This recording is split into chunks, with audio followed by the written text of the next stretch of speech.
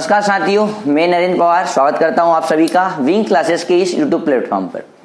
तो आज हम पढ़ने वाले हैं एक ऐसे टॉपिक के बारे में जो आपके 9th 10th और 11th 12th के फिजिक्स और केमिस्ट्री के लिए बहुत ज़्यादा इंपॉर्टेंट है। तो आज हम एटम के बारे में डिस्कस करेंगे, परमाणु के बारे में आज पढ़ेंगे। सबसे पहले हम बात करते हैं स्ट्रक्चर ऑफ एटम की या परमाणु की संरचना के बारे में। तो साथियों, आप सभी जानते हैं जैसे जो परमाणु है उसमें एक न्यूक्लियस या केंद्रक होता है जिसमें प्रोटॉन और न्यूट्रॉन उपस्थित होते हैं। साथ साथ इसके आसपास कुछ ऑर्बिट्स बनी होती है, कक्षाएं रहती है जिसमें इलेक्ट्रॉन उपस्थित रहते हैं। ये इलेक्ट्रॉन लगातार गति करते रहते हैं। अब बात करते हैं इलेक्ट्रॉन, प्रोटॉन और न्यूट्रॉन के बारे में। तो जो इलेक्ट्रॉन है वो कई हद तक प्रोटॉन से छोटा होता है भार में, और आप देख रहे हो यहाँ पर जैसे इलेक्ट्रॉन की बात करें तो इसका जो द्रव्यमान है या मास है वो 9.1 इंटू 10⁻⁻31 किलोग्राम तक होता है। साथ साथ प्रोटॉन और न्यूट्रॉन दोनों के भार में या द्रव्यमान में या मास में कोई ज़्यादा अंतर होता नहीं है। 1.6 इंटू 10⁻⁻27 किलोग्राम के लगभग इसका मास होता है। साथ साथ आप देख सकते हो कि इलेक्ट्रॉन का जो मास है या इलेक्ट्रॉन का जो द्रव्यमान है वो प्रोटॉन के द्रव्यमान या प्रोटॉन के मास का 1/1837 टाइम्स कम होता है। अर्थात कि इलेक्ट्रॉन कई हद तक प्रोटॉन से छोटा है। तो हम यहाँ पर देख रहे हैं कि आपका जो एटॉमिक नंबर है और जो एटॉमिक मास है, तो बहुत सारे बच्चे कंफ्यूज रहते हैं कि सर ये जो हमारा एटॉमिक नंबर है वो कैसे डिसाइड होता है। तो आपको मैं बता दूं कि यहाँ पर इलेक्ट्रॉन का कोई रोल नहीं है। क्यों नहीं है? क्योंकि उसका मास प्रोटॉन के मास के कंपैरिजन में कई हद तक कम होता है या छोटा होता है आपका इलेक्ट्रॉन। हम बात करेंगे अब एटॉमिक नंबर के बारे में। तो आप सभी जानते हैं कि अलग अलग एलिमेंट के जो एटम है वो अलग अलग होते हैं। अब जितने आपके एटम में प्रोटॉन होंगे बस वही आपका हो जाएगा एटॉमिक नंबर। मतलब एटॉमिक नंबर अगर आपको देखना है या एटॉमिक नंबर अगर आपको पता करना है तो उस एटम में उपस्थित नंबर ऑफ प्रोटॉन्स को आप काउंट कर लीजिए, वही आपका क्या हो जाएगा एटॉमिक नंबर। इसको किससे प्रदर्शित किया जाता है?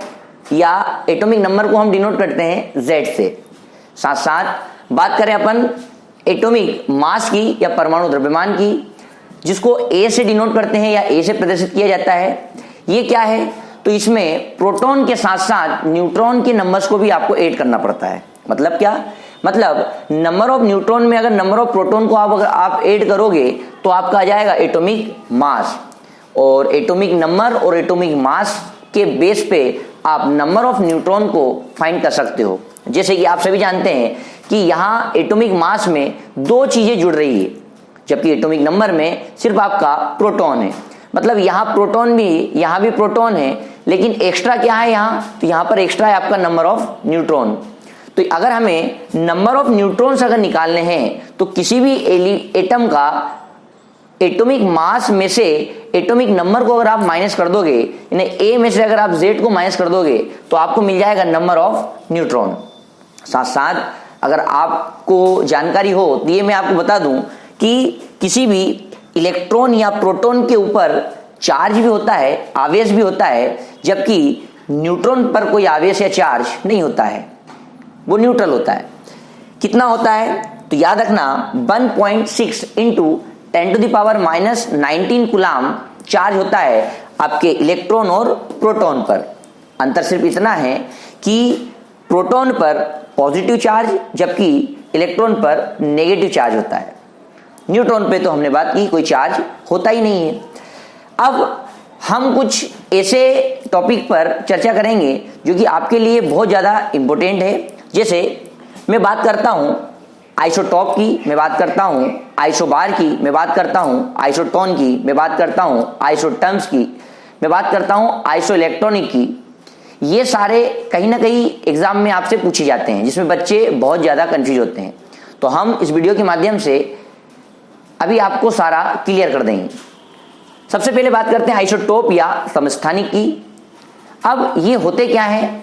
तो आपको याद हो तो जैसे कोई भी अगर एलिमेंट का सिंबल लिखा है या कोई भी तत्व का अगर संकेत लिखा है तो उसमें दो नंबर लिखे रहते हैं, एक तो बेस में और एक उसके टॉप पे पावर में। तो याद होगा आपको कि जो पावर में लिखा रहता है वो एटॉमिक मास होता है, परमाणु द्रव्यमान होता है, जबकि जो बेस में लिखा रहता है वो एटॉमिक नंबर होता है या परमाणु क्रमांक होता है। परमाणु क्रमांक को परमाणु संख्या भी कहा जाता है, जबकि परमाणु द्रव्यमान को परमाणु भार भी कहा जाता है। याद रखने की सबसे अच्छी टेक्निक कि अगर आपको नंबर पता है तो नंबर कहाँ रहते हैं, पैर में शूज या स्लीपर्स पहनते हैं तो उसके नंबर रहते हैं, मतलब जो नीचे लिखा रहेगा वो एटॉमिक नंबर रहेगा। जबकि वेट कहाँ लगता है, वजन कहाँ लगता है, बाहर कहाँ रहता है, तो वो रखते हैं सर पे, यानी ऊपर की तरफ जो लिखा रहता है वो रहता है एटॉमिक मास।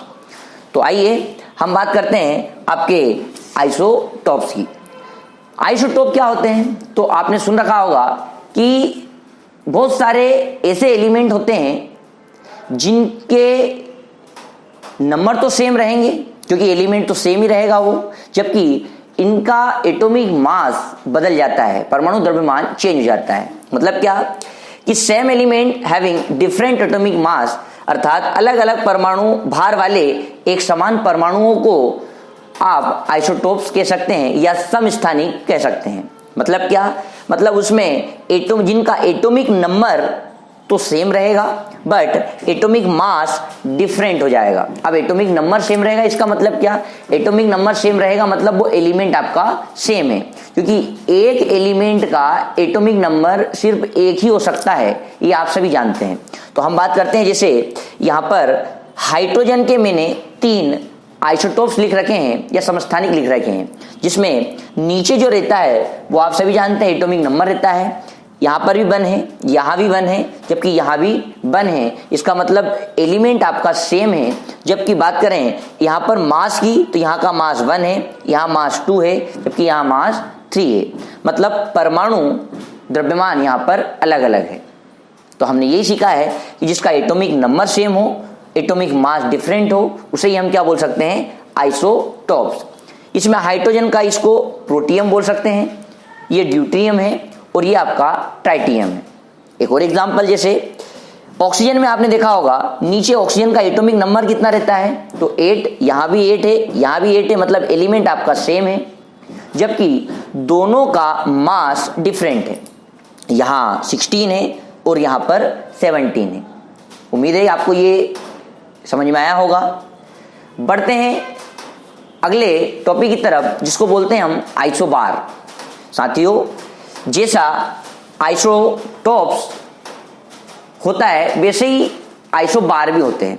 इसमें एटॉमिक नंबर आपके डिफरेंट हो जाते हैं। जब एटॉमिक नंबर डिफरेंट हो जाएंगे, परमाणु संख्याएं अलग हो जाएगी, तो फिर जाहिर सी बात है इसका जो एलिमेंट है, ये जो आपके तत्व हैं, ये भी बदल जाएंगे, क्योंकि एक एलिमेंट का एटॉमिक नंबर एक ही हो सकता है।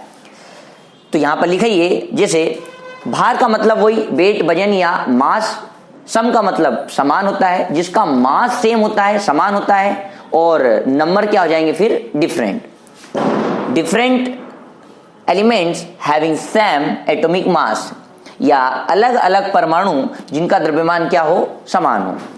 बात करते हैं एटॉमिक मास की, तो एटॉमिक मास इसमें सेम होगा, जबकि एटॉमिक नंबर की तो वो होगा हमारा अलग अलग या डिफरेंट। जैसे आपके सामने कुछ एग्जांपल्स लिखे हैं, यहां पर मैं बात करता हूं आर्गन की, यहां पर बात करता हूं कैल्शियम की। सभी जानते हैं कि आर्गन एक इनर्ट गैस है, नोबल गैस है, जिसका लास्ट ऑर्बिट कंप्लीट रहता है और नंबर ऑफ प्रोटॉन्स जिसमें 18 रहते हैं। तो 18 इसका क्या है, एटॉमिक नंबर है, जबकि कैल्शियम का एटॉमिक नंबर कितना होता है, 20। यहां पर आप देख रहे हो जब नंबर चेंज हो गए हैं तो जाहिर सी बात ये जो आपके एलिमेंट्स हैं ये भी चेंज हो जाएंगे। पर हम एक बात यहां पर नोटिस कर रहे हैं कि आर्गन का एटॉमिक मास यानी परमाणु द्रव्यमान जो कि 40 है या 40 है, कैल्शियम का भी साथ साथ 40 ही है।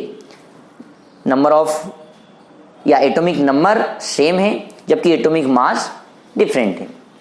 तो उम्मीद है आपको कि आपको ये टॉपिक समझ में आया होगा। बहुत सारी चीजें और रही है, आइसोटर्न्स रही है, आइसोटोन्स रहे हैं, जिसको आप सम न्यूट्रॉनिक या सम इलेक्ट्रॉनिक विन्यास, साथ साथ आपके आइसो इलेक्ट्रॉनिक्स या सम इलेक्ट्रॉनिक्स भी बचे हैं, उनको हम पढ़ेंगे अगले वीडियो में। तब तक के लिए धन्यवाद। अगर आपको ये वीडियो पसंद आया हो तो चैनल को सब्सक्राइब करें, बेल आइकन दबाएं और अधिक से अधिक लाइक करें, अधिक से अधिक शेयर करें, ताकि ये वीडियो उन तक पहुंच पाए जिनको इसकी ज़रूरत है। धन्यवाद।